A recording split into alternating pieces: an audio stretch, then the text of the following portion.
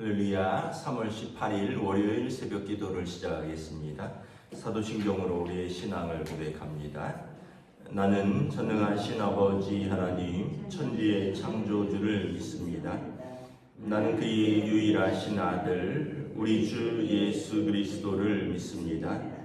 그는 성령으로 잉태되어 동정녀 마리아에게서 나시고 본디오 빌라도에게 고난을 받아 십자가에 못 박혀 죽으시고 장사된 지 사흘 만에 죽은 자 가운데서 다시 살아나셨으며 하늘에 오르시어 전능하신 아버지 하나님 우편에 앉아 계시다가 거기로부터 살아있는 자와 죽은 자를 심판하러 오십니다. 나는 성령을 믿으며 거룩한 공교회와 성도의 교제와 죄를 용서받는 것과 몸의 부활과 영생을 믿습니다. 아멘. 찬송가 406장 찬양하시겠습니다. 찬송가 406장입니다.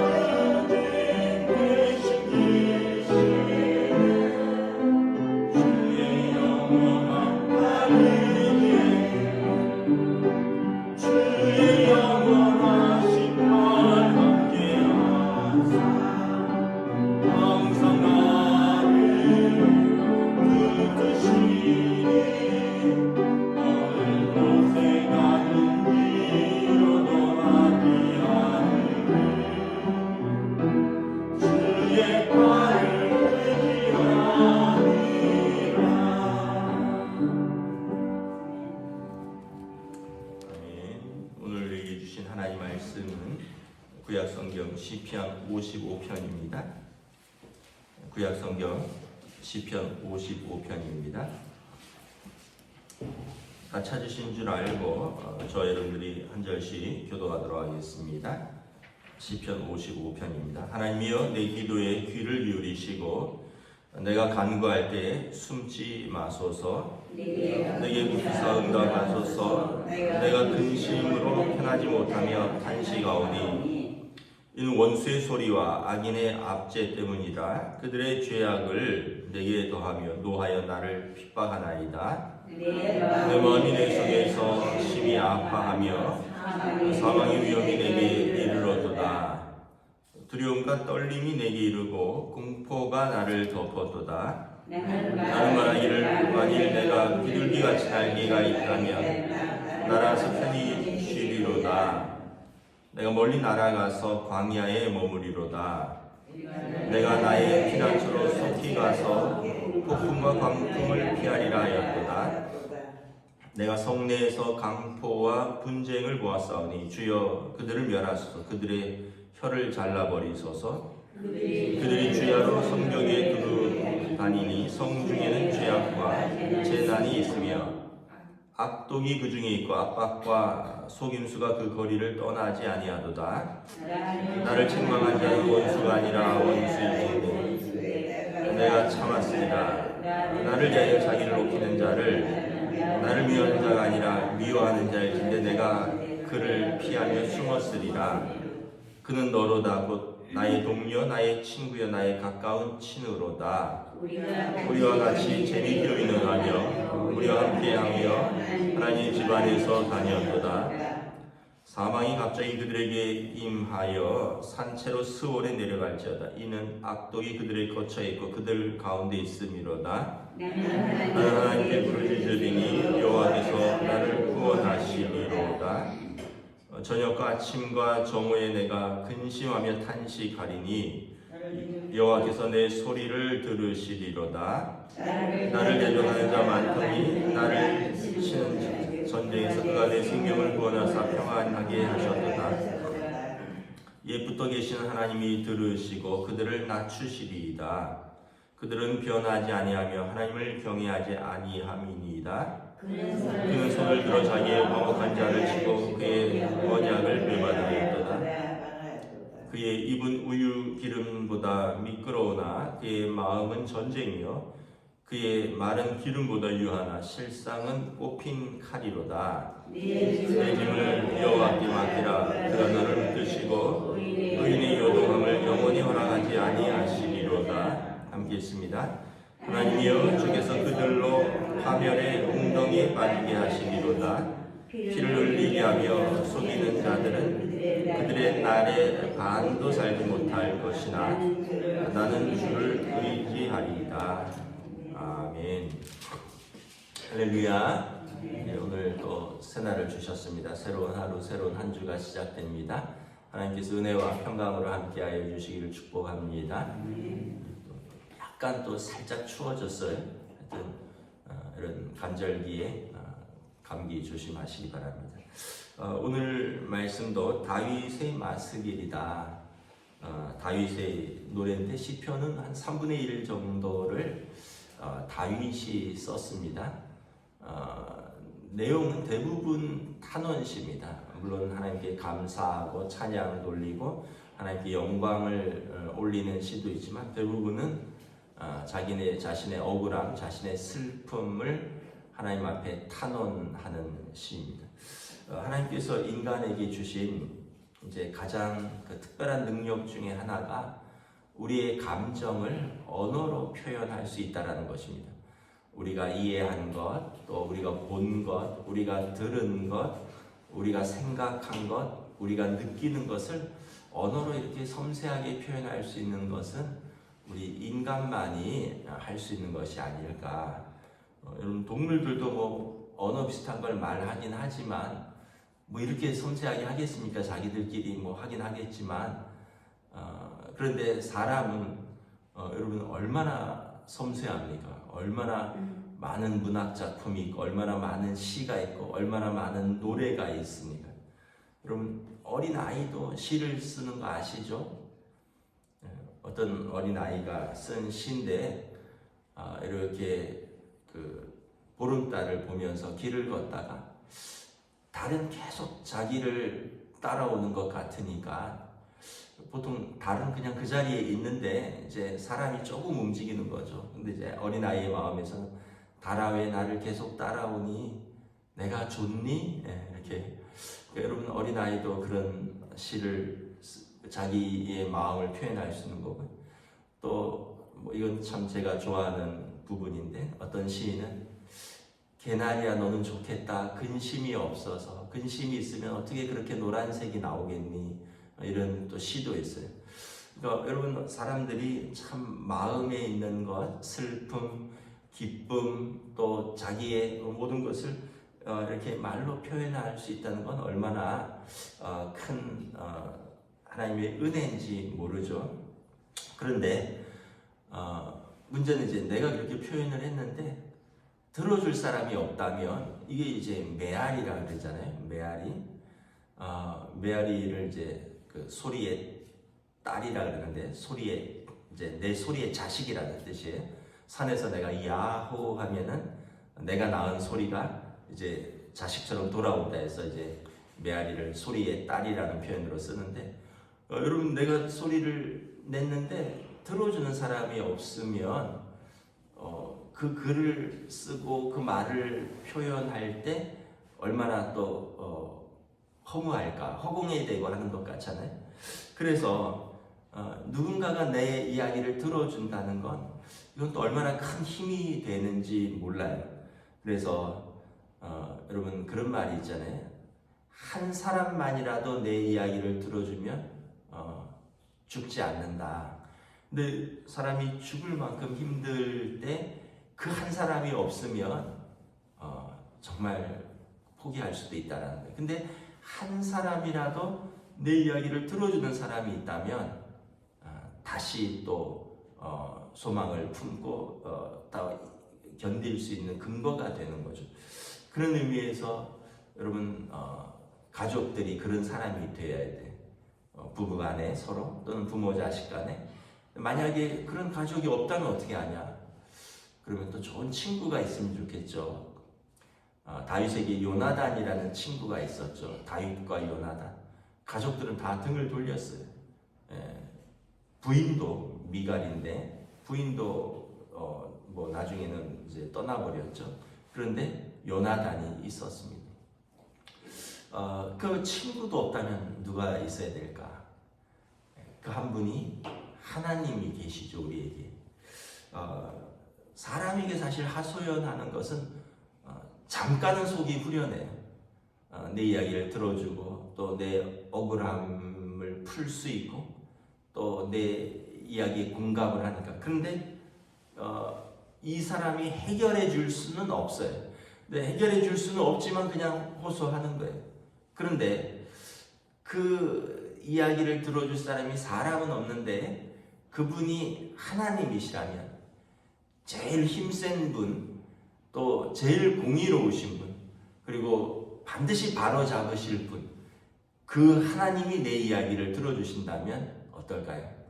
그래서 그것이 우리의 기도죠. 우리는 억울해도 힘들어도 이대로 나는 무너질 수 없다라는 몸부림, 진짜 하나님 앞에서 소리라도 치는 이것이 이제 기도인 것입니다. 지금 다윗이 그런 기도를 드리는 거예요. 요나단을 떠나왔죠. 요나단이 내 아버지를 보니 너를 죽이겠다고 작정을 하신 것 같다. 떠나라. 그래서 요나단의 무기를 받아서는 떠납니다. 그런데 곳곳에 다 고발하는 사람들, 배신한 사람들, 다윗의 목에는 현상금이 걸렸으니까 사람들이 엊그제는 친구였는데 이제는 현상금을 걸고 다윗을 고발합니다. 여기 12절에 나를 책망하는 자가 원수라면 내가 참았으리라. 나를 미워하는 자가 나를 미워하는 자라면 대적이라면 내가 참았으리라. 그런데 나를 책망하고 나를 미워하는 자가 곧 너로다. 나의 동료, 나의 친구, 나의 가까운 친구로다. 제일 가까운 사람들, 엊그제까지만 해도 재미있게 의논하며 함께 다니며 하나님의 집 안에서 예배드리던 이 사람들이 나의 뒤통수를 치고 나를 배반하며 나를 무너뜨리려고 한다는 거예요. 그러니까 다윗의 마음이 이게 더 슬픈 거예요. 나중에 보면 아들이 자기를 죽이려고 하죠. 압살롬이. 그리고 자기를 왕이여 하고 섬겼던 그 신하들이 무려 200명이나 돌아섰다고 했습니다. 다윗이. 그러니까 다윗의 마음에 이제 어떤 면에서 보면 다윗의 삶에는 인간에 대한 큰 실망만 가득했을 것 같아요.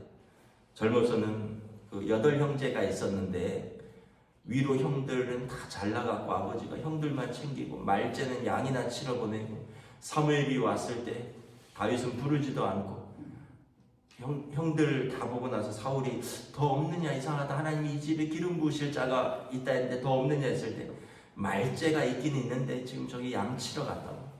그러니까 집에서도 별로 대접 못 받았죠. 공을 세웠는데 사울왕이 시기하죠. 부인 미갈은 빼앗겼죠. 뭐 여러 아들들이 있는데 아들들은 서로 아버지 권력을 탐내서 싸우다 서로 죽이기도 하고 아버지를 죽이기도 하죠. 나중에 다윗을 섬겼던 신하들도 배신하죠. 뭐 이런 걸 보면서 다윗의 마음에 참 얼마나 큰 실망이 있을까. 그래서 다윗이 너무 낙심하는 거죠. 원수도 아니고 나의 대적도 아니고 나의 동료, 나의 친구, 어제도 같이 재미있게 의논하고 함께 다니면서 하나님 앞에 예배드렸던 바로 너로다. 다윗이 씁쓸함을 금치 못하는 거예요. 그래서 하나님 앞에 이렇게 호소하는 거죠. 6절에 보면 이런 표현이 있어요. 내가 비둘기같이 날개가 있다면 날아가서 편히 쉬리로다. 내가 멀리 날아가서 광야에 머무리로다. 비둘기는 평화의 상징이잖아요. 내가 독수리같이 힘있게 날개치리로다가 아니에요. 내가 매처럼 매섭게 사냥하리로다가 아니에요. 그냥 나는 비둘기처럼 광야 아무도 없는 곳에 홀로 날아가서 쉬고 싶다. 여러분 이런 마음 가져본 적 있으세요? 저는 있었는데 그냥 아무도 없는 곳에 그냥 날아가서 쉬고 싶다. 내가 8절에 나의 피난처로 가서 내가 폭풍과 광풍을 피하리로다. 내게 불어오는 폭풍과 광풍들 9절의 성내에는 강포와 분쟁이 가득 차고 10절의 성벽에는 두루다니면서 죄악과 재난이 있고 악독이 악박과 속임수가 거리에 다니는데 나는 이것들을 떠나서 비둘기처럼 날개가 있다면 날아가서 광야에 가서 피하고 싶다. 시인의 마음을 우리가 어느 정도 이해를 할 수 있죠. 그런데 시인에게 있는 그 피난처는 누구시냐? 22절에 내 짐을 여호와께 맡기라. 그가 너를 붙드시고 의인의 요동함을 영원히 허락하지 아니하시리로다. 내 짐은 내 무거운 짐을 내가 지고 가는 것이 아니라 여호와께 맡긴다는 거예요. 그가 나를 붙드시는데 그가 나를 의인으로 인정하시니 의인의 고난, 의인의 마음의 요동함을 허락하지 아니하시고 평강의 평강으로 인도하시는도다라는 거예요.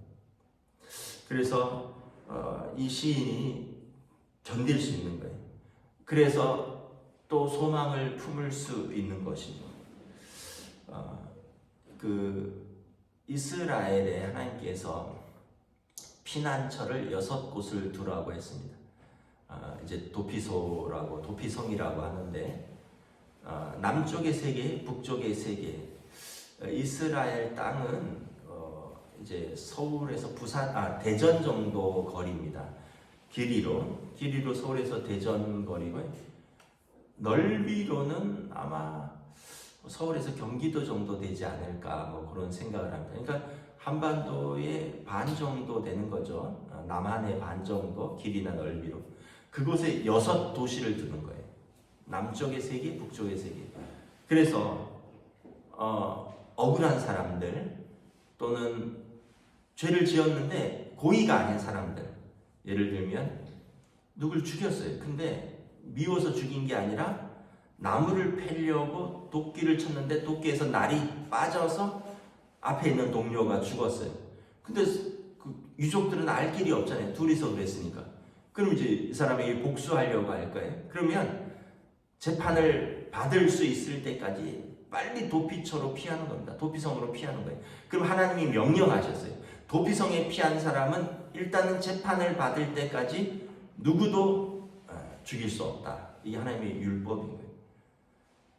그래서 여러분 서울에서 대전 사이에 6곳의 도시가 있다고 쳐보세요. 제일 가까운 도피성으로 피하는 거예요.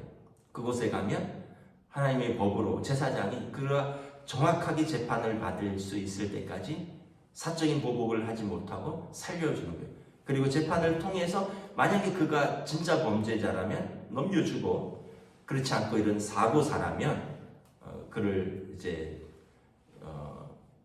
무죄 방면인데 대신에 그 성에서 벗어날 수는 없어요. 평생을 그 성에서 살아야 돼. 그 성에서 벗어나면 그 가족들이 복수할 수 있으니까 그건 너 책임인데 이 성에 사는 동안은 하나님께서 너를 법으로 보호해 주시겠다라는 게 도피성의 의도입니다.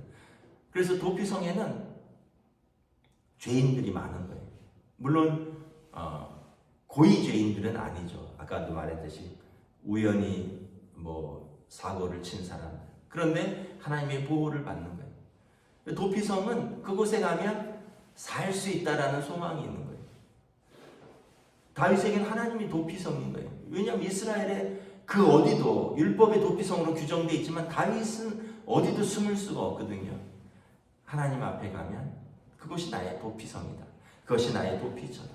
내가 비둘기처럼 날아가서 그 피난처에 쉬리도다. 나의 산성이요 피할 바위시요 나의 요새시로다.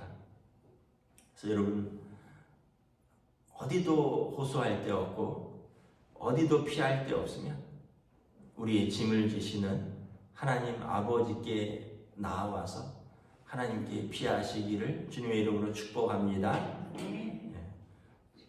그래서 여러분 일단은 인간적으로는 부모가 자녀의 도피성이 되어야 돼요.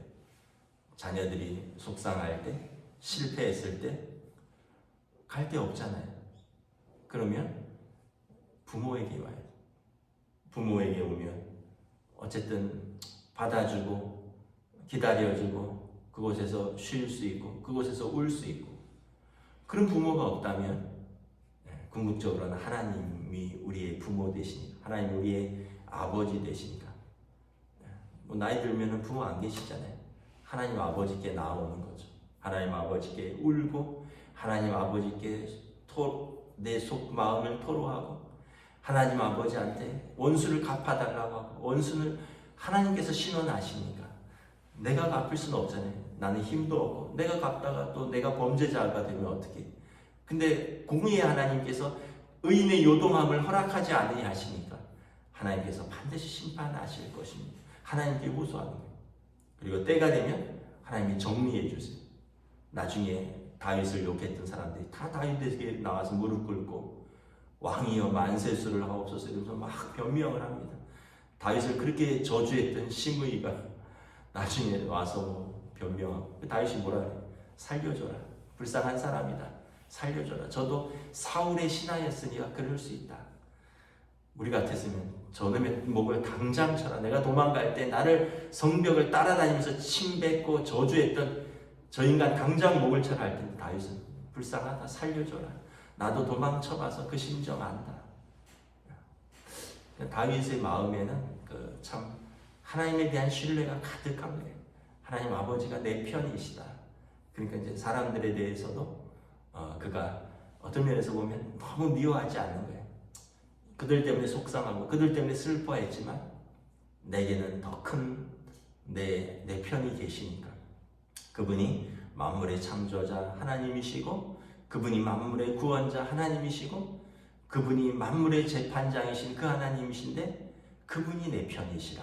다윗에게 이 자신감이 있는 거죠. 그럼 된 거죠. 저와 여러분에게 이러한 자신감, 이러한 믿음, 그리고 이러한 소망이 있기를 우리 주님의 이름으로 축복합니다. 기도하겠습니다. 하나님 감사합니다. 참 다윗의 마음이 얼마나 슬펐을까, 얼마나 속상했을까.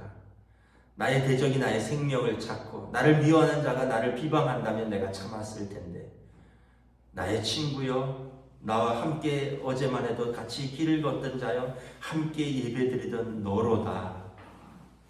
많은 친구들, 많은 신하들, 많은 백성들, 심지어 가족들이 등을 돌릴 때 다윗은 한 마리의 비둘기가 되어 내가 날개가 있다면 비둘기처럼 저 광야로 날아가서 쉬리라. 그곳이 나의 피난처인데 그 피난처는 나의 하나님이시라. 하나님이 내 짐을 져주시고 의인의 요동함을 허락하지 아니하시니 나는 하나님께 나아가서 쉬리다. 다윗의 이 고백, 다윗의 이 믿음이 오늘 우리의 고백, 우리의 믿음이 될 수 있기를 원합니다. 하나님이여, 하나님의 백성들을 굽어 살펴주시고 긍휼히 여겨주시고 은혜를 베풀어 주시옵소서. 감사를 드리오며 우리 주 예수 그리스도 이름으로 기도드리옵나이다. 아멘. 하늘에 계신 우리 아버지, 아버지의 이름을 거룩하게 하시며 아버지의 나라가 오게 하시며 아버지의 뜻이 하늘에서와 같이 땅에서도 이루어지게 하소서. 오늘 우리 필요할 양식을 주시고 우리가 우리에게 잘못한 사람을 용서하여 준 것 같이 우리 죄를 용서하여 주시고 우리를 시험에 빠지지 않게 하시고 악에서 구하소서. 나라와 권능과 영광이 영원히 아버지의 것입니다. 아멘.